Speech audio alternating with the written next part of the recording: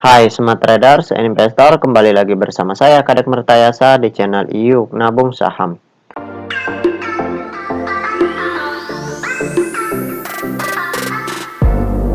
Nah, di episode kali ini kita akan membahas salah satu perusahaan yang direquest oleh FGD PBJ.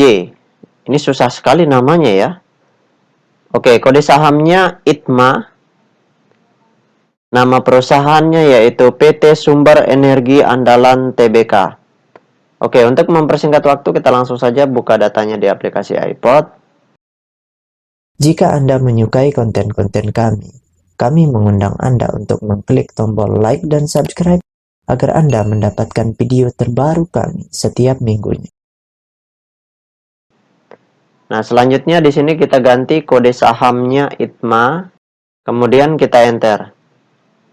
Nah, berdasarkan grafik dari perusahaan PT Sumber Energi Andalan Tbk ini, kalau kita lihat selama setahun terakhir itu harga saham tertingginya di harga Rp850 per lembar. Kemudian terendahnya di harga Rp484 per lembar, seperti itu. Nah, sekarang kita ingin lihat apa yang dilakukan oleh investor besarnya selama sebulan lebih terakhir ini. Dari tanggal 2 Februari 2022 sampai dengan tanggal 18 Maret 2022. Di periode ini investor besarnya ngapain? Apakah mereka distribusi, akumulasi, atau justru mereka donating seperti itu, atau tidak ngapa-ngapain? Oke, kita cek data broker summary-nya. Kita klik kolom Broksum. Selanjutnya kita ganti kode sahamnya di sini ITMA. Kemudian kita ganti tanggalnya dari tanggal 02 bulan 2 Februari ya 2022 sampai dengan tanggal 18 Maret 2022. Oke, kita show. Nah, berdasarkan data transaksi atau data broker summary dari perusahaan PT Sumber Energi Andalan Tbk ini, kalau kita hitung, total lot yang dibeli dengan total lot yang dijual secara keseluruhan dengan menggunakan tools tambahan yaitu Detektor, maka dapat ditarik kesimpulan bahwasanya selama sebulan lebih terakhir ini, investor besarnya melakukan aksi big distribusi. Jadi, ketika investor besarnya terus distribusi, maka potensi harga sahamnya turun lebih besar itu sangat besar sekali. Nah, di sini sudah berada di level supportnya. Kalau investor besarnya terus distribusi, apalagi di sini kan big distribusi. Kalau meningkat statusnya menjadi masif distribusi, maka harga sahamnya bisa jadi turun sangat dalam nantinya. Namun, ketika investor besarnya di perdagangan besok-besok itu investor besarnya melakukan aksi, mengubah aksi mereka menjadi masif akumulasi atau bahkan jumlah pembeliannya sangat luar biasa besar, maka potensi harga sahamnya naik itu sangat besar seperti itu. Namun, kalau saya melihat dengan analisis sistem periodik ya, maka di sini saya bisa memberikan gambaran sedikit bahwasanya harga saham perusahaan ini kalau kita lihat dari segi tren itu ini mengalami tren penurunan, jadi potensinya turun harganya itu lebih besar sekali.